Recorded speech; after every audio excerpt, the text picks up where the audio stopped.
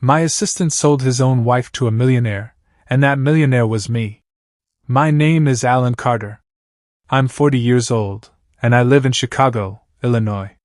For most of my life, I believed that success came down to one simple rule: work harder than everyone else. I started my real estate company with a single duplex and a loan the bank almost refused to approve. 15 years later, I owned luxury apartment buildings, commercial properties, and a company worth more money than I ever dreamed possible. People called me successful. Some even called me lucky. But if there's one thing I've learned, it's this: money can buy almost anything, except the ability to see betrayal coming from the people you trust the most. The biggest mistake of my life wasn't signing a bad contract. It wasn't investing in the wrong property. It was trusting one man like a brother. His name was Max. When Max first applied for a job, he looked like someone life had beaten down. His suit was old, his shoes were worn, and his resume was painfully average. But there was something about him that caught my attention. He wasn't trying to impress me. He was honest. "I don't have the best qualifications," he admitted during the interview. "But if you give me a chance, I'll work harder than anyone you've ever hired." I respected honesty. I gave him the job. Looking back now, I often wonder if that interview was the first lie he ever told me. Over the next 5 years, Max became more than my assistant. He became the person I trusted with everything. He knew my schedule before I did. He reminded me about meetings, birthdays, anniversaries, and business trips.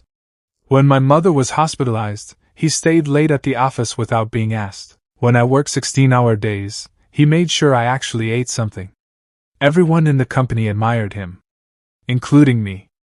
If someone had told me back then that Max was planning to destroy my life, I would have laughed in their face. Then one evening, everything changed. We had just finished meeting with investors downtown. As we walked toward the parking garage, Max looked unusually nervous. "Mr. Carter," he said, "my younger sister just moved to Chicago. She's trying to start over after a difficult relationship. Would you mind if she joined us for dinner? She doesn't know many people here." I didn't think twice. "Of course," I replied. That single answer changed my life forever. An hour later, I walked into a quiet Italian restaurant. Max stood up from the table with a smile. "Alan," he said, "I'd like you to meet my sister, Sarah." She stood, smiled politely, and held out her hand. "It's nice to finally meet you," she said. She wasn't trying to impress me. She wore a simple navy blue dress, almost no jewelry, and very little makeup. She seemed genuine, confident, kind. For the first time in years, I found myself looking forward to a conversation that had nothing to do with business. Dinner lasted nearly 3 hours. We talked about books, travel, old movies, and our favorite places around Chicago. She laughed at my terrible jokes. I admired how intelligent she was. When the evening ended, I realized something I hadn't felt in a very long time: hope. As we left the restaurant, Max smiled. "I think you two got along pretty well." I laughed. "I'd like to see her again." His smile grew even wider. "I had a feeling you'd say that." At the time, I thought Max was simply being a supportive older brother. The next morning, I couldn't stop thinking about Sarah. That wasn't like me. For years, my entire life had revolved around business. Every relationship I tried had failed because I always put work first. I had reached a point where I believed I'd probably stay single forever. Then Sarah walked into my life. Over the next few weeks, we started seeing each other more often. At first, it was casual. Coffee before work. A Cubs game at Wrigley Field. A walk along the Chicago Riverwalk. Every time we spent time together, I liked her even more. She never asked about my company. She never asked how much I was worth. She never cared about expensive gifts. At least, that's what I believed. One afternoon, Max knocked on my office door. "You seem happier lately," he said with a grin. "I guess I am. I've never seen my sister smile this much," he replied. Honestly, Alan, I think you're good for each other. Looking back now, every word sounded sincere. Today, I know it was all part of the performance. Months passed, and Sarah became a regular part of my life. She met my closest friends. She spent holidays with my family. Even my mother, who rarely trusted anyone, pulled me aside after Thanksgiving. I think she's the one, she whispered. I smiled. So do I. A year after we met, I proposed. It happened on a rooftop overlooking the Chicago skyline. When I opened the ring box, Sarah covered her mouth with both hands. Tears filled her eyes. Yes, she whispered. Of course I'll marry you. Everyone applauded. Strangers took pictures. It felt like the happiest night of my life. The wedding was beautiful. Close friends, family, business partners, and standing beside me as my best man was Max. I remember looking at him during the ceremony. He looked emotional. I thought he was happy because his little sister had found someone who loved her. Now I know. He was smiling because his plan had worked perfectly. After the wedding, Sarah moved into my home. Life felt almost perfect. She decorated rooms I'd never cared about. She convinced me to take weekends off.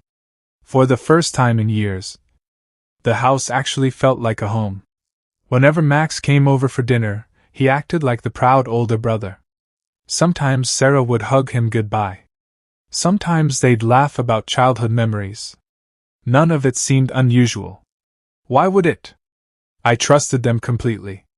Then something changed. About 6 months into our marriage, Sarah started encouraging me to rely on Max even more. He's so loyal, she'd say. You should let him handle more responsibilities. She wasn't wrong. Max had earned my trust. I promoted him to executive assistant. His salary nearly doubled. A few months later, I gave him authority to approve smaller business expenses without my signature. Again, everything seemed normal. One evening, Sarah brought up another idea while we were having dinner. Max has always dreamed of owning a home, she said. I know, I replied. I was thinking, she continued carefully, maybe the company could help him with a down payment. I smiled. If it changes his life, I'm happy to help. The next week, I approved a generous bonus for Max. He thanked me repeatedly. He even had tears in his eyes. You've changed my life, Alan. I believed him. I had no idea. I was financing the very people who were lying to me every single day. Over the next year, the requests became more frequent. A business loan. A family emergency. An investment opportunity. None of the amounts were large enough to raise suspicion. And because every request came through Max, I never questioned them. If anything, I admired how hard he worked despite the struggles he claimed his family was facing. Then one rainy Tuesday afternoon, something happened that should have opened my eyes. I walked into the office earlier than usual. As I turned the corner toward the conference room, I saw Sarah and Max talking. The moment they noticed me, they stepped apart. Sarah looked startled. Max forced a smile. Oh, hey, Alan, he said. Sarah stopped by to surprise you for lunch. It sounded perfectly reasonable. I apologized for interrupting. They laughed it off. And I never gave it another thought. Today, I wish I had. Because that wasn't an innocent conversation. It was the moment they realized how close I had come to uncovering the truth. And from that day forward, their lies became even bigger. For almost 2 years, I believed I was living the life I'd always wanted. A successful business. A beautiful wife. Friends I trusted. And an assistant who had become like a younger brother. I had no idea that every piece of that perfect life was about to fall apart. It started with something so small that most people would have ignored it. One Monday morning, my chief financial officer, David, walked into my office carrying a folder. Alan, he said, I need your approval on a few expense reports. I signed the first few pages without looking. Then David hesitated. There's one thing I wanted to ask you about. I looked up. What is it? He slid a document across my desk. There have been several consulting payments approved through Max over the last 18 months. They're all below the amount that requires your direct signature, but together they add up to almost $480,000. I frowned. What consulting company? David pointed to the name. Lakeview Strategic Solutions, LLC. I've never heard of them, I said. Neither have I, David replied. I assumed you had. I called Max into my office. He looked calm, almost too calm. What's Lakeview Strategic Solutions? I asked. Without missing a beat, he answered. A marketing consultant we use for tenant outreach. They helped increase occupancy in several properties. It sounded believable. David nodded politely, but I could tell he still wasn't convinced. After Max left, I turned to David. Run a quiet review. Don't accuse anyone. Just verify the invoices. Understood. I thought that would be the end of it. I was wrong. 3 days later, another strange thing happened. Sarah asked me a question over dinner. How much do you trust Max? I laughed. With my life. She smiled. Good. People like him are impossible to find. Looking back now, that wasn't a compliment. It was a test. She wanted to know if I suspected anything. I didn't. Not yet. A week later, David returned with another folder. His expression was serious. I couldn't find any employees at Lakeview Strategic Solutions. What do you mean? The business exists, but it has no website, no office, and almost no public records. A strange feeling settled in my stomach. For now, David continued, it could still be legitimate. But I think we should keep looking. For the first time in years, I felt uneasy. That evening, I drove home in silence. When I walked into the house, Sarah greeted me with a hug. Normally, it would have erased every worry I had. This time, it didn't. As she went upstairs to answer a phone call, her cell phone lit up on the kitchen counter. I wasn't trying to invade her privacy. But one notification caught my eye. Max calling. I frowned. Why was he calling her at nearly 9 o'clock at night? A second later, she rushed downstairs, grabbed the phone, and smiled awkwardly. It's just my brother. I nodded. Of course it was. At least, that's what I still believed. The next morning, David called me before I even reached the office. Alan. His voice sounded tense. I found something. What is it? The registered mailing address for Lakeview Strategic Solutions. He paused. Is a mailbox rented under Sarah's maiden name? My heart skipped a beat. There has to be an explanation. I hope so, David replied quietly. But I think you need to see everything for yourself. For the first time, I wasn't thinking like a husband. I was thinking like a businessman. And businessmen follow the evidence, no matter where it leads. That afternoon, I told Max I was leaving early for a meeting. Instead, I parked across the street from a small UPS store listed as the company's mailing address. An hour passed. Nothing happened. Then, a black SUV pulled into the parking lot. Max stepped out. A few seconds later, Sarah climbed out of the passenger seat. They looked around before walking toward the mailbox together. I watched from a distance, confused.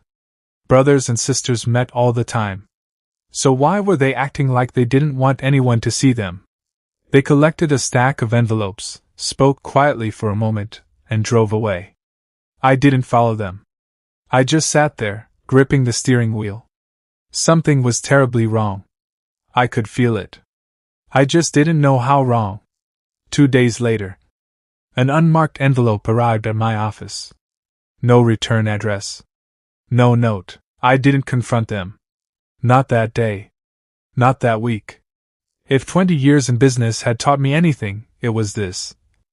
Never let the people who are lying to you know you've discovered the truth. I folded the marriage certificate, locked it inside my office safe, and acted as if nothing had happened. That evening, I kissed Sarah goodbye before leaving for work. She smiled. "Don't work too late." "I won't," I replied. For the first time since we met, I was looking into the eyes of a stranger. The next morning, I called David into my office before anyone else arrived. I closed the door. "What I'm about to tell you doesn't leave this room." He nodded. I slid the marriage certificate across the desk. He read it once. Then again. Finally, he looked up. "My God! They're married," I said quietly. "They've been married for years." David leaned back in his chair, stunned. "So, your marriage was built on a lie?" Silence filled the room. Then I gave him one instruction. "I want a complete forensic audit. Every payment. Every transfer. Every company Max has approved. And don't let anyone know." David didn't ask questions. He simply nodded. "I'll start today." For the next 2 weeks, I played the role of the perfect husband. I took Sarah to dinner. We attended charity events. We smiled for photographs. At the office, I praised Max in front of employees. He had no idea I was quietly dismantling the life he'd built on deception. Every smile they gave me made my determination stronger. 2 weeks later, David returned with a report nearly 3 inches thick. He placed it on my desk. "I wish I was wrong." I opened the file. Page after page revealed the truth. Fake consulting companies. Shell LLCs. Inflated vendor invoices. Payments split into smaller amounts to avoid extra approval.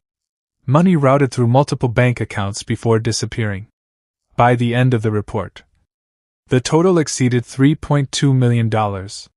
I stared at the final page. For nearly 3 years, they hadn't just lied to me. They had been stealing from me. David pointed to another document. "There's more." I looked up. "We found security footage from one of our office garages." The video showed Sarah arriving late at night. Minutes later, Max entered through another door. They left together nearly an hour later. There was no reason for either of them to be there, especially after business hours. At that moment, every excuse I'd ever believed collapsed. That night, I drove home with the audit locked in my briefcase. Sarah greeted me with a warm hug. "How was your day?" I smiled. "Productive." She kissed my cheek. "I'm making your favorite dinner." As she walked into the kitchen, I wondered how someone could lie so naturally. How many times had she looked into my eyes while hiding the truth? The next morning, I called my attorney. His name was Richard Lawson, one of the best fraud attorneys in Illinois. I handed him the marriage certificate and the audit. He read everything in silence. When he finished, he looked at me and said, "Alan, if this evidence holds up in court, this isn't just a divorce. It's fraud. It's identity deception. It's financial conspiracy. And depending on how the money moved, it could become a criminal investigation." For the first time in weeks, I felt something other than anger. I felt hope.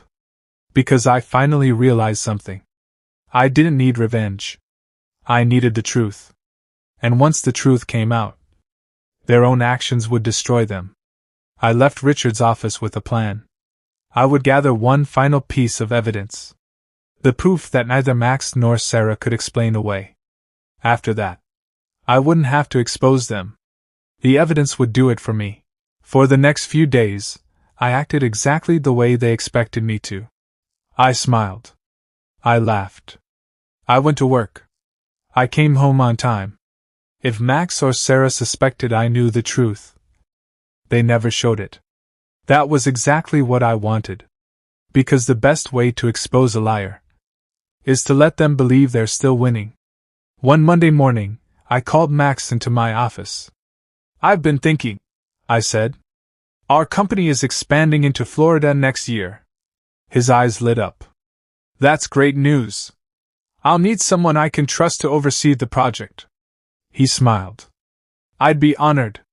I've also been considering making you Chief Operating Officer." For a split second, I saw something I'd never noticed before. Greed. His eyes weren't filled with gratitude. They were calculating. He was already imagining the salary, the bonuses, and the power. Exactly as I'd hoped.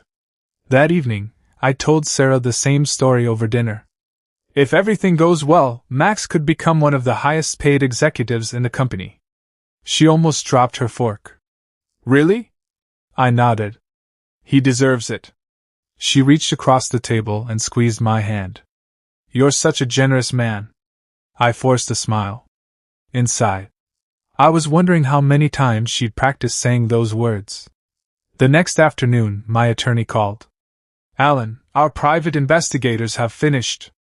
What did they find? They've been meeting regularly at an apartment neither of them listed on any official records. Can you prove it? We have photographs. And video. I closed my eyes. Even after everything I'd discovered, seeing proof still hurt. The investigators had followed them for 3 weeks. Whenever I was traveling for business, Sarah would leave our house claiming she was visiting friends. Instead, she drove to a small apartment on the north side of Chicago. Max would arrive 20 minutes later. They stayed together for hours, holding hands, laughing, living the life they had hidden from me. The investigators also photographed financial records showing that money from the shell companies had been used to pay the apartment's rent. I wasn't just funding my marriage. I was funding their secret life together. Richard looked at me carefully. Alan, we have enough evidence to begin legal proceedings. I nodded. But I want one last answer. What answer? I want to know why. A week later, that answer came sooner than I expected. I was walking back toward my office after lunch when I realized I'd forgotten my phone. As I approached the conference room, I heard voices inside. Max. And Sarah. The door wasn't fully closed. I stopped. I can't believe he still trusts us, Sarah whispered. Max laughed. Why wouldn't he? He thinks you're his perfect wife. Sarah smiled. And once you're promoted, we'll have access to even more money. Max nodded confidently. Just a little longer. Then we'll disappear with everything. Sarah hesitated. What if Alan finds out? Max chuckled. He won't. He's smart in business, but when it comes to love, he's blind. Those words hit harder than any punch. For a moment, I wanted to burst into the room. Instead, I quietly pulled out my phone, and I pressed record. For nearly 10 minutes, they talked openly about fake companies, stolen money, and how they'd fooled me from the very beginning. By the time the conversation ended, I had exactly what I needed. Not revenge. Proof. I walked away before they opened the door. Neither of them ever realized I'd been there. That evening, I met Richard in his office. I placed my phone on his desk and pressed play. When the recording ended, he looked at me in silence. Then he smiled for the first time. Alan, this case is over. I looked out the window toward the Chicago skyline. For 3 years, I had been living inside their lie. Now, they were about to live with the consequences of it. And I wasn't going to say a single word. I'd let the courtroom do the talking. The lawsuit was filed on a Monday morning. I didn't warn Sarah. I didn't call Max. And I didn't send either of them a message. At exactly 9 a.m., my attorney, Richard Lawson, filed a civil fraud lawsuit, requested an annulment of my marriage based on deception, and submitted evidence of an alleged financial conspiracy involving company funds. By noon, both of them had been served. I was sitting in my office when my phone rang. It was Sarah. I let it ring. Then it rang again. And again. 32 missed calls by the end of the day. For the first time in 3 years, I wasn't the one being lied to. They were the ones being left in the dark. That evening, I returned to the house. Sarah was waiting in the living room, holding the court papers. Her face was pale. Alan, please tell me this is some kind of mistake. I looked at her quietly. The only mistake I made was trusting you. Tears filled her eyes. I can explain. I shook my head. No. You've had 3 years to explain. She reached for my hand. I stepped back. Was any of it real? I asked. Our wedding? Our vacations? The nights we spent planning our future? She couldn't answer. Her silence told me everything I needed to know. The courtroom was packed 2 months later. Reporters waited outside. Employees from my company filled the gallery. Sarah sat beside her attorney. Max avoided looking at me. For the first time since I'd met him. He looked scared. Richard stood and presented the evidence. The marriage certificate. The financial records. The shell companies.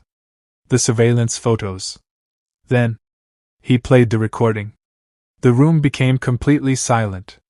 Everyone heard Max say, "He thinks you're his perfect wife." And then, "Just a little longer, and we'll disappear with everything."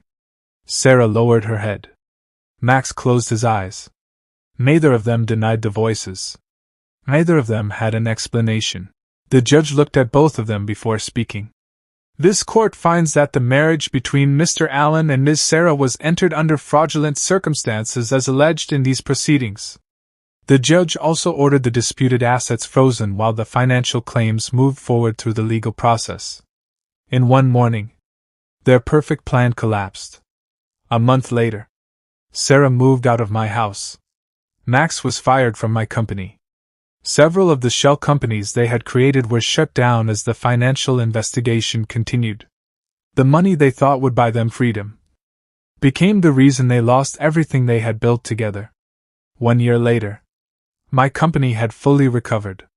We had stronger financial controls, better leadership, and strangely enough, I finally had peace. One afternoon, I walked into a small coffee shop downtown. Sarah was sitting alone by the window. She looked older than I remembered. She saw me and slowly stood. "Alan." I nodded politely. "I never stopped loving you," she whispered. I looked at her for a long moment. Then I said the only words that mattered. "You never loved me. You loved what I could give you." There was nothing else to say. I turned and walked away. I didn't feel angry. I didn't feel victorious. I just felt free. People often ask me if I regret trusting Max. The answer is no. Because trust didn't ruin my life. Their greed did. And greed has a way of destroying itself. If you're listening to my story today, remember this. The most dangerous people aren't always your enemies. Sometimes, they're the ones smiling beside you. The ones calling you family. The ones telling you they would never betray you. My name is Alan Carter. My assistant sold his own wife to a millionaire. And that millionaire was me. But in the end, they lost far more than they ever stole. And that's a victory money can never buy.